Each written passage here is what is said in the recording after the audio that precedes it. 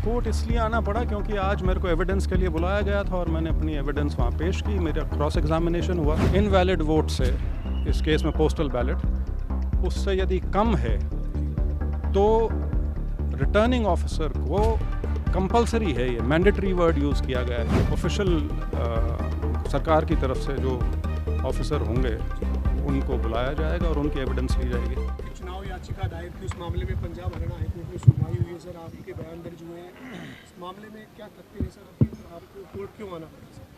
नहीं, कोर्ट इसलिए आना पड़ा क्योंकि आज मेरे को एविडेंस के लिए बुलाया गया था और मैंने अपनी एविडेंस वहाँ पेश की। मेरा क्रॉस एग्जामिनेशन हुआ,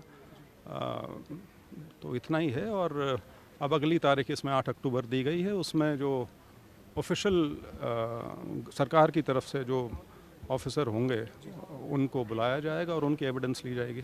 सर ये आपको कोर्ट मतलब इस मामले में क्यों आना पड़ा, वजह क्या रही?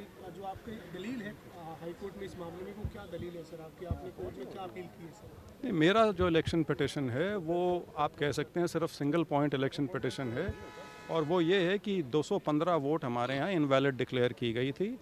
और इलेक्शन का जो कानून है, जो रूल्स हैं, उनमें प्रावधान बिल्कुल स्पष्ट है कि जहाँ पे भी हार जीत का अंतर इनवैलिड वोट से, इस केस में पोस्टल बैलेट, उससे यदि कम है तो रिटर्निंग ऑफिसर को कंपलसरी है, ये मैंडेटरी वर्ड यूज़ किया गया है, शैल मैंडेटरीली, वो उनको रीवेरीफाई करना होता है।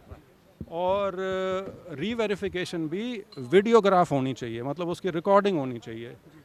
हमारा मत ये है इलेक्शन पिटिशन के माध्यम से कि ये स्टैट्यूटरी फंक्शन जो था, जो रिटर्निंग ऑफिसर को करना चाहिए था, वो उन्होंने नहीं किया यहाँ पे, और इसी प्ली के साथ हम हाई कोर्ट में आए हुए हैं। आज सर जो इस मामले में दूसरा पक्ष है, उन्होंने आपसे परोक्ष एग्जामिन किए सवाल जो उनके रखे गए थे सर, आपने उस वक्त जब ये रिजल्ट आए थे तो क्या कोई ऐसी अपील आपने दोबारा की थी क्या? मैं उन चीज़ों के बारे में कुछ नहीं कहना चाहूँगा। जो कुछ है वो मेरी इलेक्शन पिटिशन में है।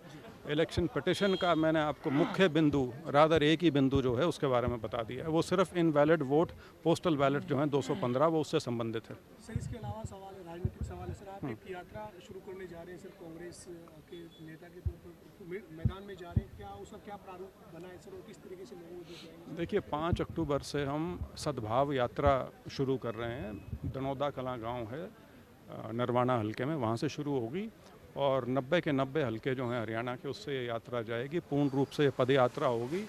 और जैसा कि यात्रा का जो नाम है उससे पता लगता है कि यात्रा का जो मुख्य उद्देश्य है, यदि आप सद्भाव को साधारण भाषा में बोलें तो उसका मतलब भाईचारा ही बनता है।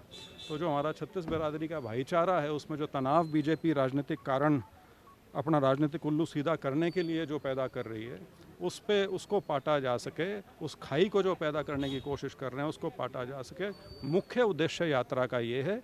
और इसकी सीधी सीधी जो इंस्पिरेशन है या प्रेरणा है वो राहुल गांधी जी की भारत जोड़ो यात्रा से है।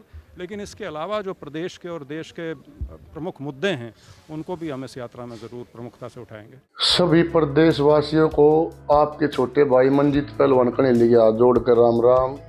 आप सभी को पता है, आने वाली 25 सितंबर को जननायक चौधरी स्वर्गीय देवीलाल जी की सम्मान दिवस में एक रैली का आयोजन किया जा रहा है। मेरे सभी काका ताऊ, माताओं, बहनें, छोटे बड़े भाइयों से हाथ जोड़कर अपील है कि सुबह कनेली फार्म पर 9 बजे 25 तारीख को पहुंच जाएं और हम यहां से सारे साथी दल बल के साथ और एक अनुशासन के साथ रैली में जाने का काम करेंगे और चौधरी अभय सिंह चौटाला के हाथ मजबूत करने का काम करेंगे। राम राम, जय बाबा जी। हमसे जुड़े रहने के लिए हमारे YouTube चैनल को सब्सक्राइब करें और नई वीडियो की नोटिफिकेशन के लिए बेल आइकॉन को दबाएं।